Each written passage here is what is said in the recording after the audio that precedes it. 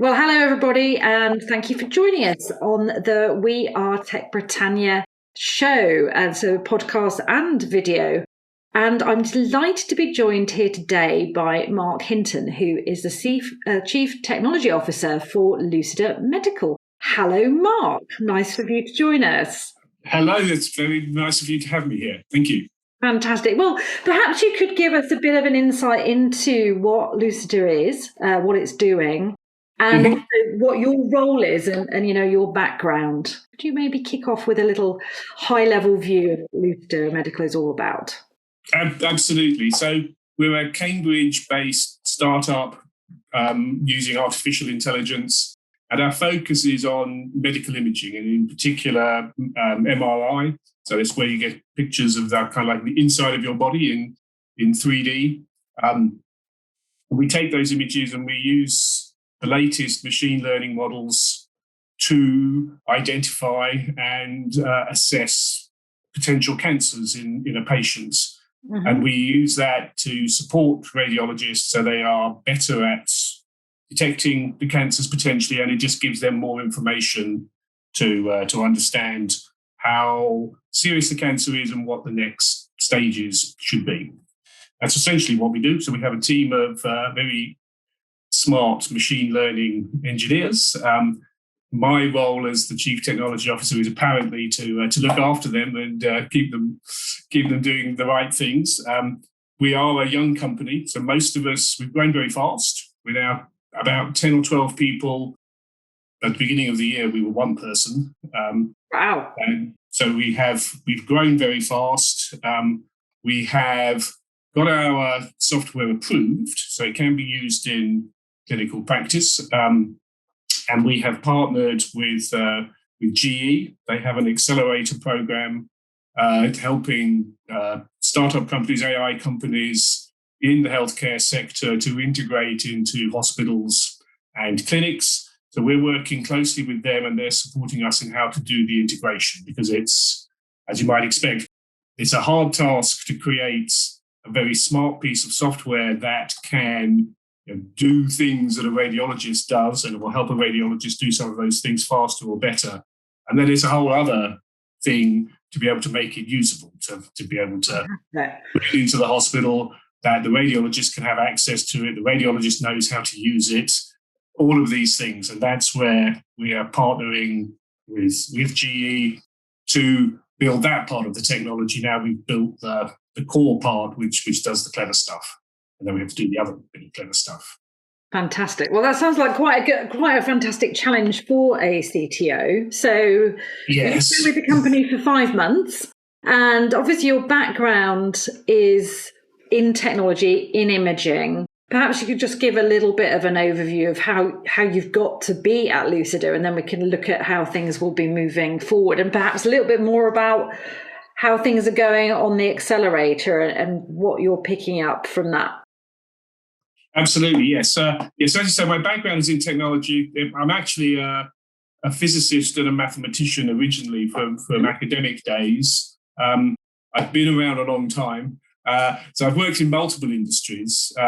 It's been the last 10 years or so that I've focused on life sciences, and in particular on advanced imaging and the use of algorithms and, again, machine learning to interpret those images and to get more out of them.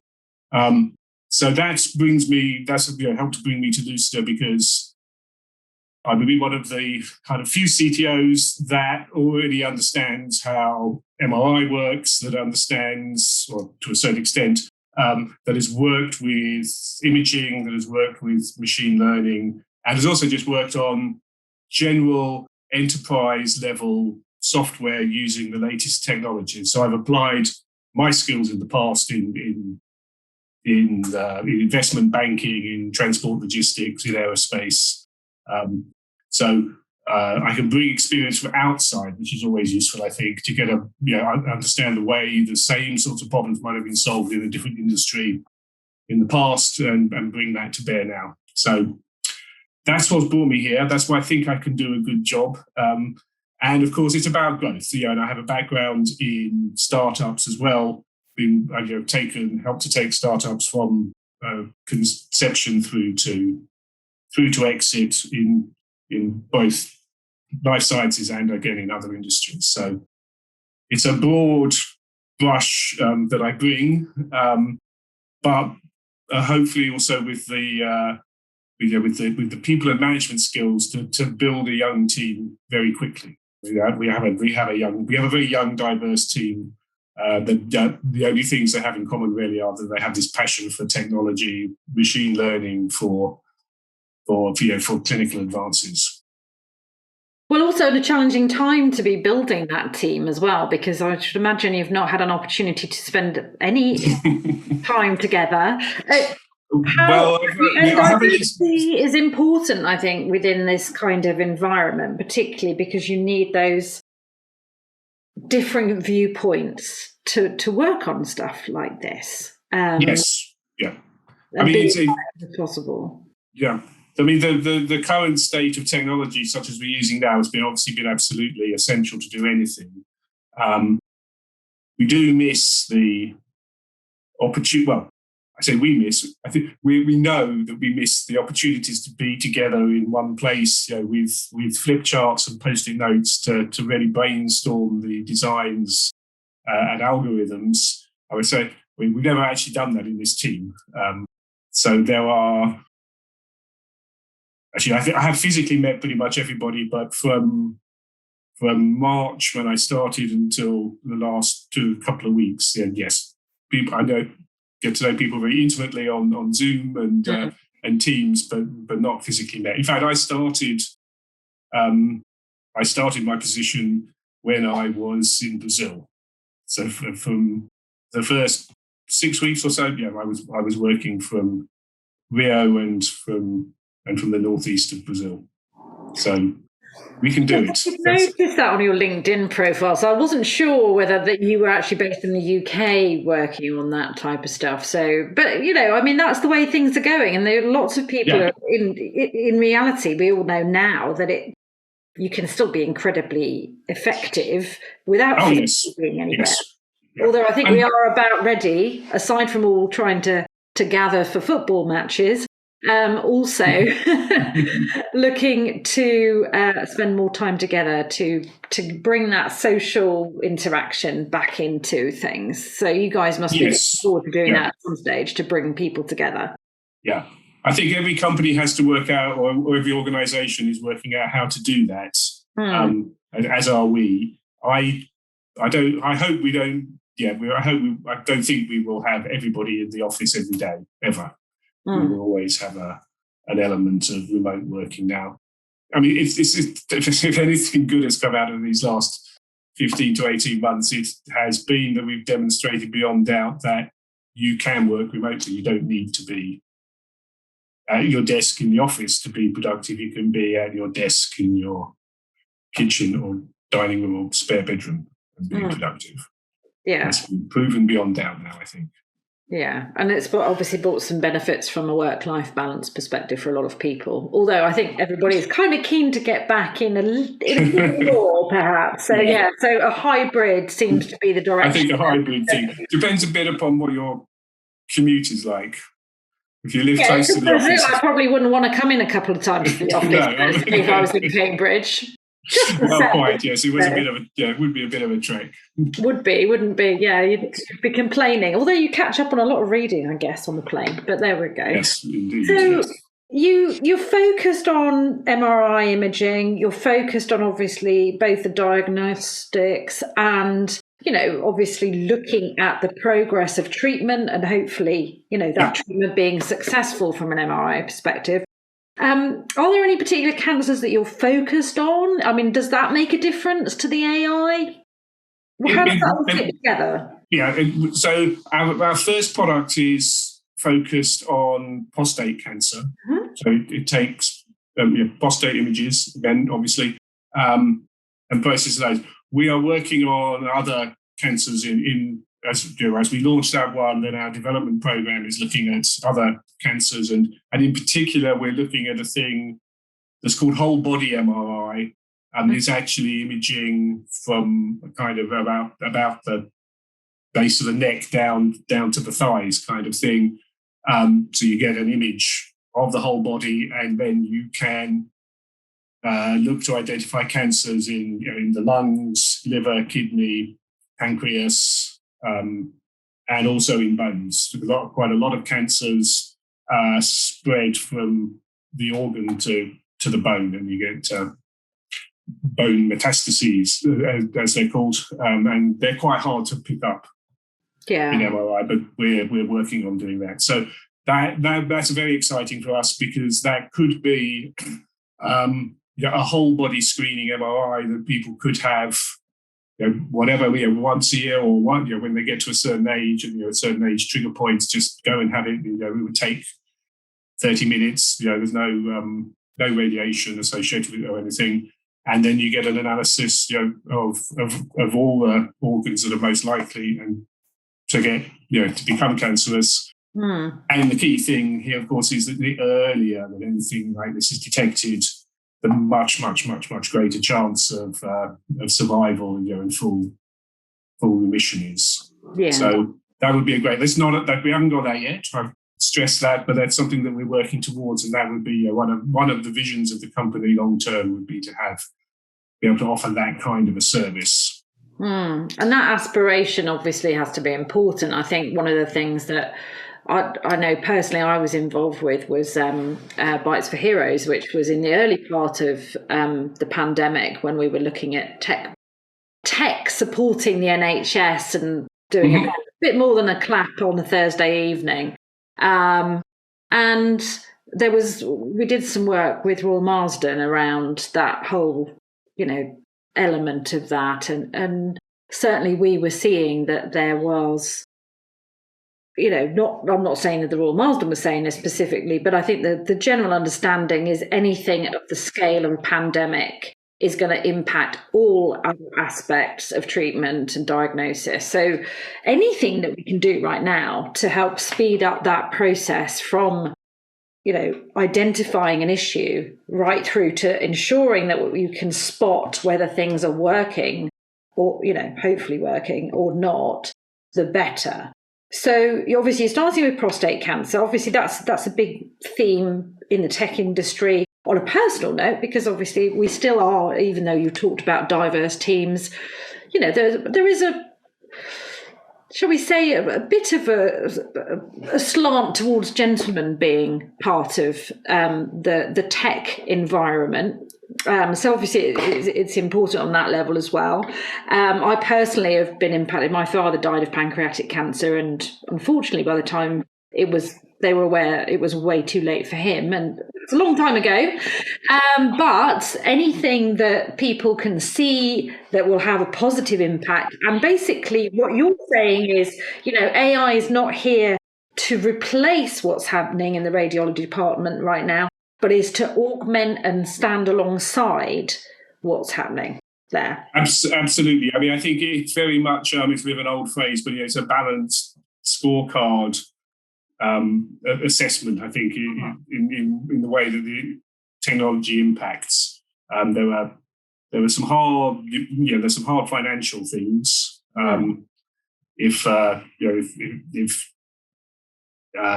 you can choose cheaper treatments, and you save money, they're still going to be effective because you're using AI. But there's also just the general quality of the outputs from the radiologist, if they can be improved, or if you can use AI perhaps to help the less specialist radiologist. So we'll have hospitals where a radiologist may only do a handful of prostate examinations per year, even, and then there'll be other radiologists in more specialist hospitals that might do 1,000, even 2,000 in a year. So obviously, the one that does 2,000 a year is very good. You just get better as the more of these things you do.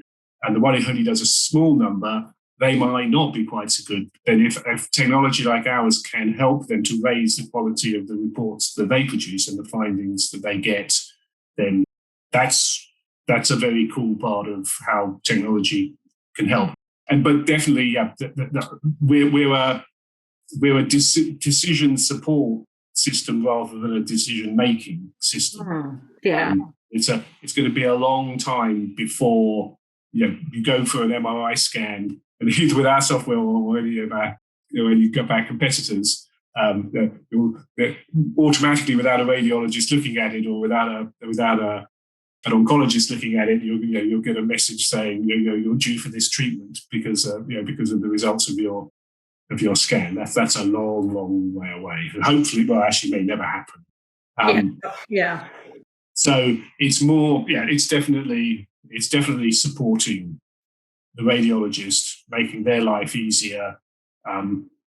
It is about productivity, and if today a radiologist takes 20 minutes to report on an MRI, and using our software they could do it in 5 minutes.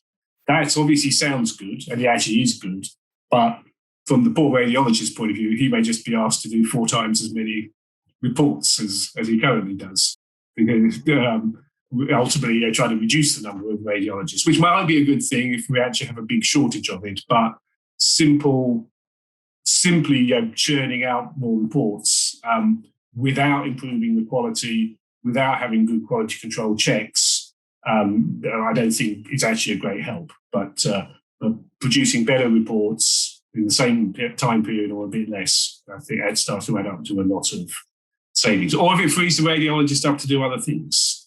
Well, that's where looking at other aspects of, if you talk about potentially automation as being something in this area, but something where because what I understand is, and I think this is an interesting concept, because the radiologist will look at the bigger picture, whereas anything that you're producing at the moment, from what I understand, and please correct me if I'm totally wrong with this, is that it will look for one thing. So it will look for the prostate.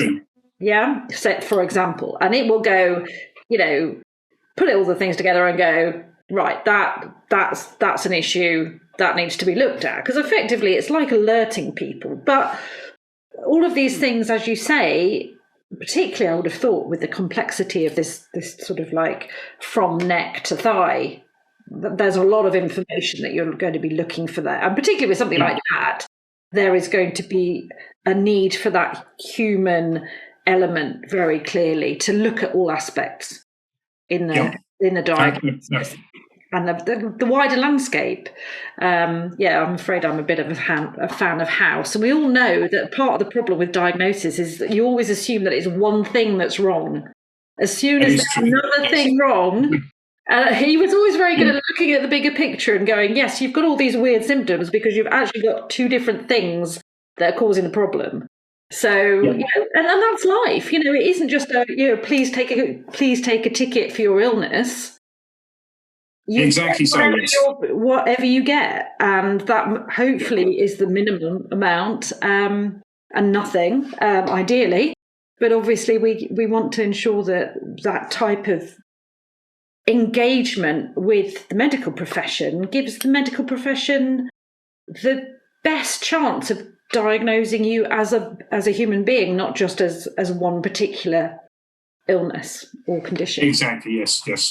And there's a whole discipline out there, called health economics, which tries to look at all of those, take lots of factors into account to understand what the overall economic impact of introducing a new technology or new processes or new drugs or whatever it might be.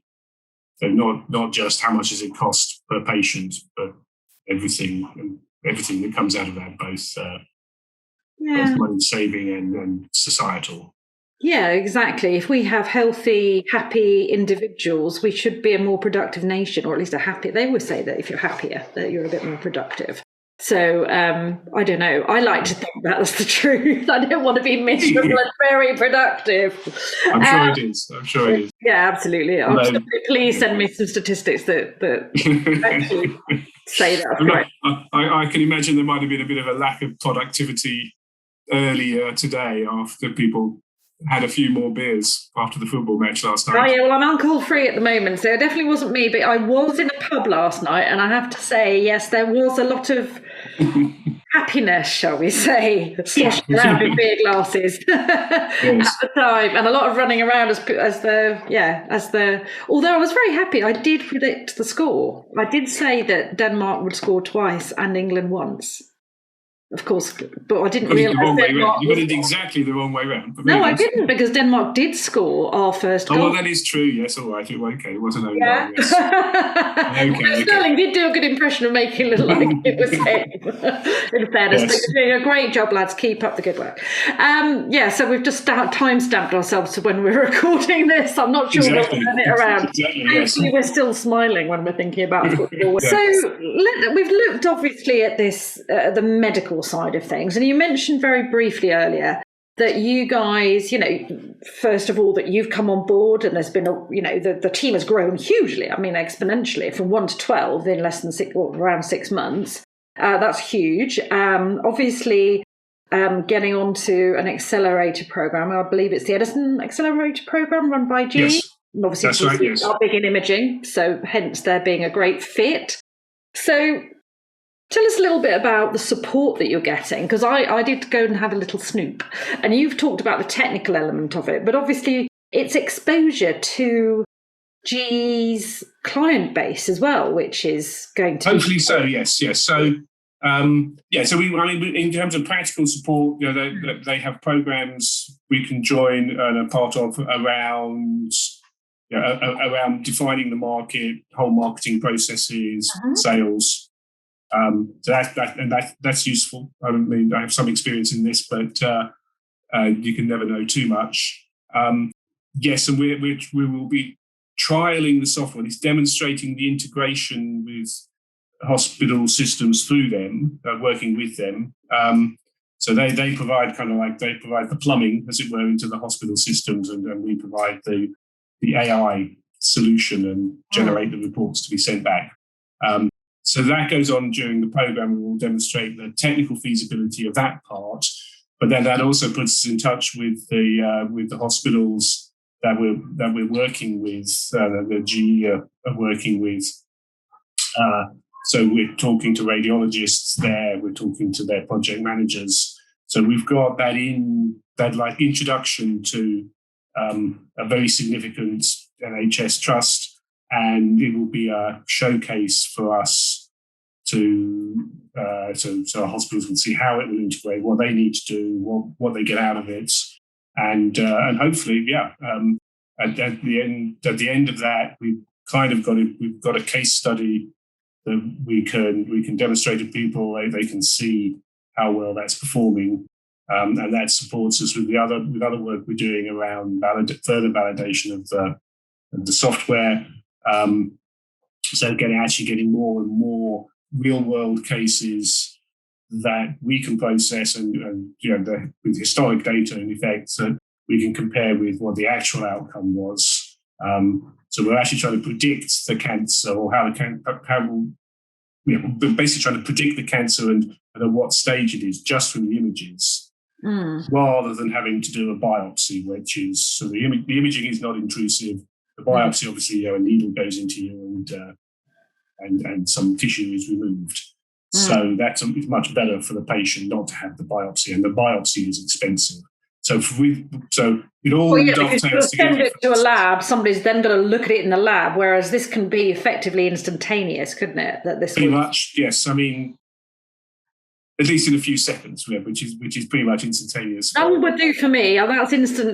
That's faster than I can make a cup of tea. So that's instant in my book. Exactly. So yeah. So yeah. And it gets us exposure as well. We are being introduced to people. People are hearing about it, and that's it's just raising our profile. And it's just very positive all round. Yeah, is that going to, because obviously GE is a global brand, is that going to give you exposure beyond the UK as well through their Definitely, yes, definitely. So GE is particularly strong in the United States. The United States obviously is at the moment is the biggest single market for what we're doing. And GE has a lot of presence there. So we have to. So there are lots of information systems in a hospital. There's the systems that store all of the medical images. We need to be connected to that. There's a system that has the individual patient records, and we need to be able to get some information out of that. So results of blood tests, that sort of thing. And there's a system that manages the imaging process, that has, manages the appointments and where the report will go from the radiologist, and we have to have integration to that. But in many hospitals in the US in particular, and quite a few in the UK as well, all of that will be supplied by GE. GE have solutions for all of those things. So then we have, in a sense, easy access to those hospitals. So, and if GE, and GE are already there, with GE shop from beginning. So if they promote us kind of thing as an add-on for their things, then that can be a good and effective route to market potentially. Definitely a very good foot into the lab, I suppose, or foot into the radiology room. Yes, it's a very good. It's a very good link in. Yes. But obviously we need, and we're also learning, just generally how you have to do that. So for hospitals that are not GE. I'm saying that.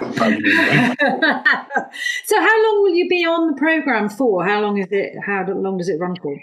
Oh, it runs until about the end of the year. It's about, there's an onboarding process, and we're now underway.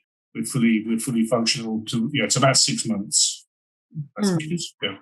Oh, okay. So it's early days, but you're obviously hopeful that this is going to be a very positive. It's already positive. Yeah, it's already doing good things for us. So. Great. And what else can we see coming out of Cambridge or wherever everybody is throughout the UK right now? What kind of stuff do you want to say? Anything more with regards to the AI and machine learning aspect of it? Because obviously that's a very interesting area. I know that this can be a bit of a contentious subject from an ethical perspective, and obviously the medical profession keeps a very close eye on such things. I think you've obviously mentioned that this is not designed to replace human view of information, but to really provide additional eyes, effectively, even if they are not actually human eyes. To kind of identify things and speed things up and, maybe spot things that don't get spotted by the human eye.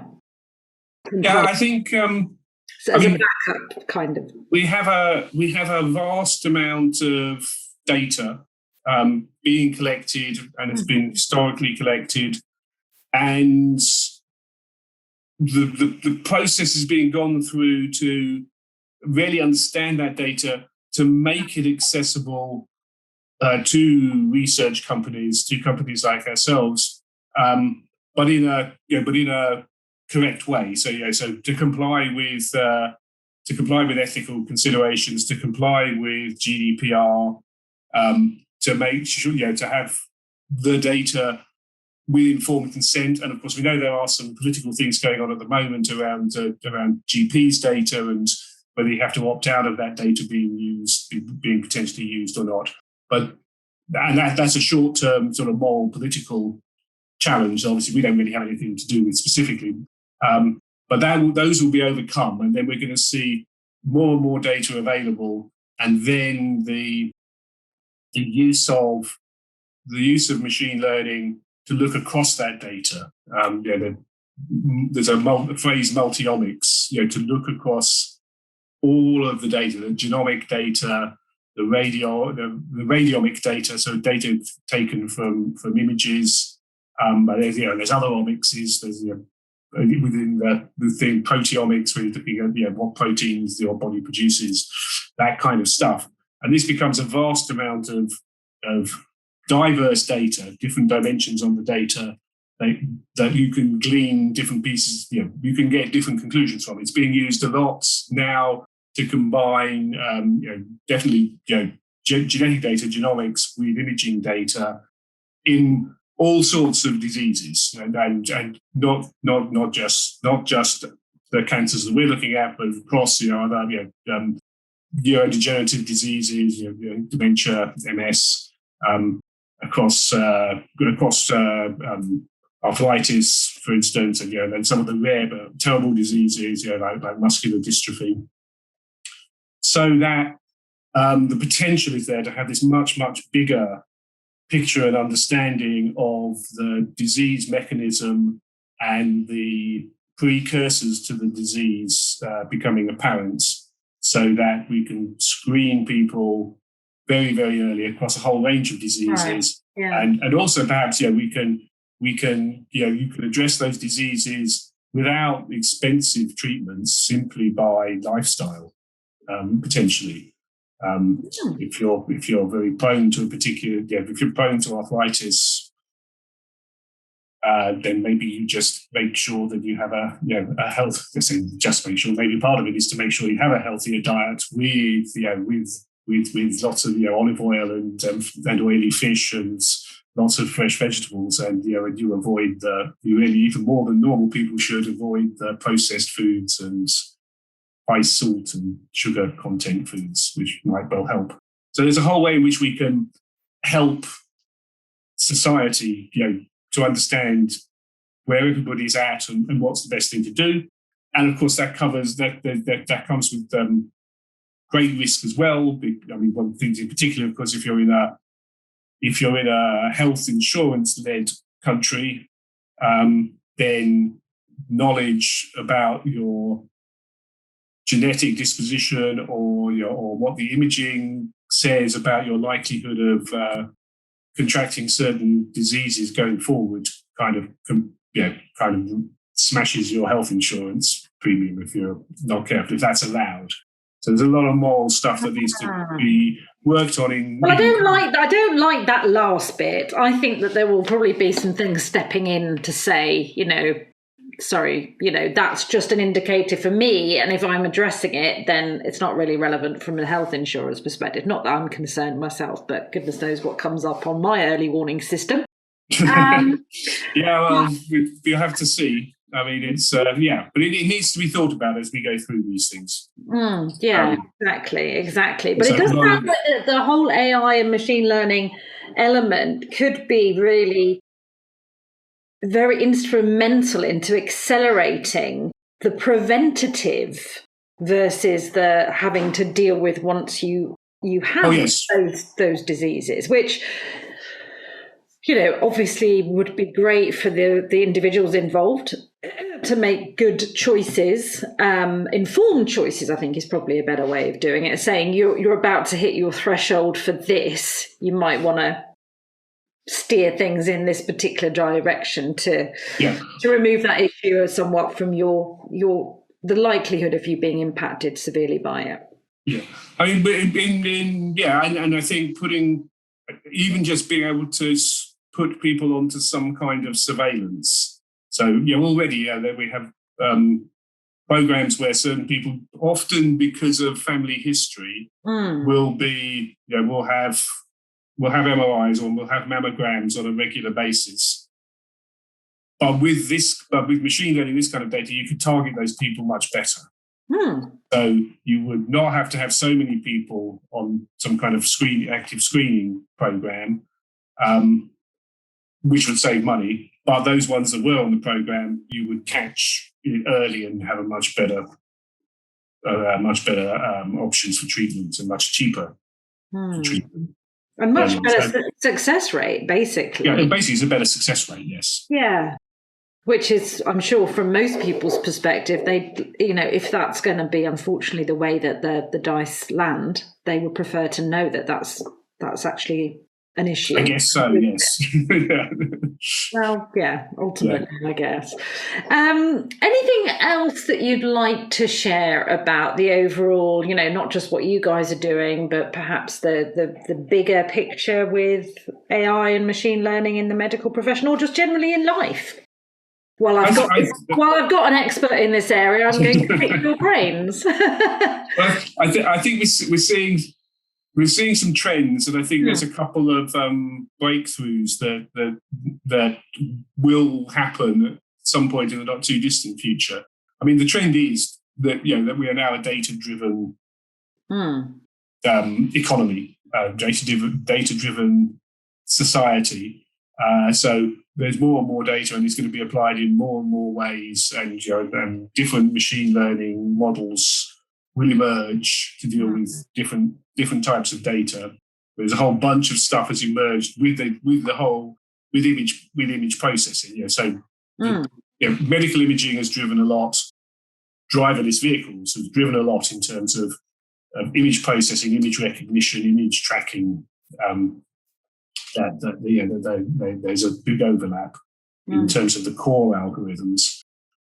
We are still largely at a point where we have a bunch of underlying algorithms, and we apply those algorithms to different scenarios. To image processing, to speech recognition, to object tracking, to classifying people by their browsing behavior. It's like algorithms that fit to those things. While each application is basically unique. We create a host of one-trick ponies. In terms of it being AI, we don't really have AI. We have a whole bunch of very well tuned algorithms to map an input to an output.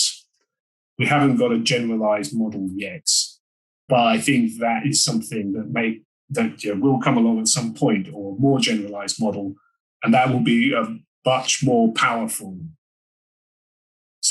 much more powerful and much more generic, and possibly much more scary. But it won't involve. It will work more like our brains work, and less like a calculator works. I saw an interesting thing with Jeffrey Hinton recently, who was one of the very early pioneers, father of machine learning. And I think we're supposed to say that he's not a relative, so you're not name dropping. I'm not name dropping. He's not a relative. Specifically like your brother or your dad or something. No. But he did recently say he thought that the current approach isn't quite right, and he was saying, I hope there's some PhD student somewhere who's looking at the work that I did and then realizing that it's not right. It's not the right way to do it. He's going to come up with a whole new way, and then that'll revolutionize everything. And I look forward to that day. It will be great. I love what we're doing at the moment, but that generalization to solve multiple different problems isn't really there yet, as far as I'm concerned. We need some new thinking. Perhaps it will be maybe one of your. Can we machine learn that though? That's the question. Could we? The task of working out how to make itself smarter.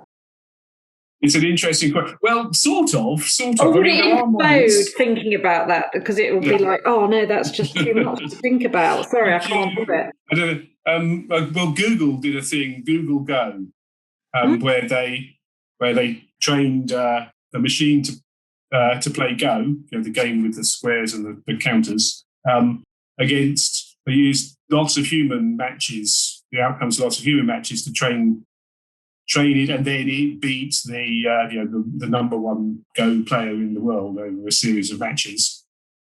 But then Google went one step further. They said, well, that's all very interesting, but we'll have to try a different approach. And they created two machines, and they encoded those machines with the rules of Go, which are quite simple. And then they got the machines to play against each other, and both with the optimizing themselves to achieve the goal of winning the game. So they let them go, played each other a few million times or whatever. And then the best one of those two, which presumably was just random that one got to be better than the other one, played the original machine learning algorithm that had beaten the human player and basically beat it every single time. So, yes. There we go. So I think they are possibly the solution to their own problem. So we shall see. Maybe we'll chat about that once things have progressed a little bit more.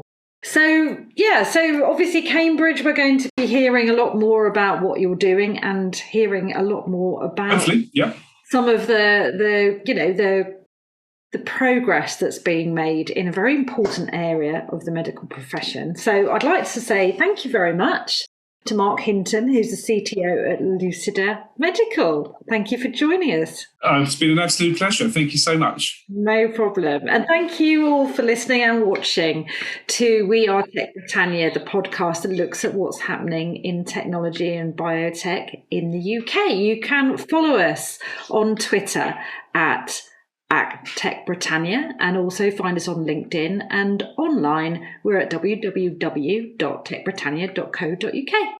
Thank you very much. We look forward to your feedback and hopefully you'll join us again soon. Thank you.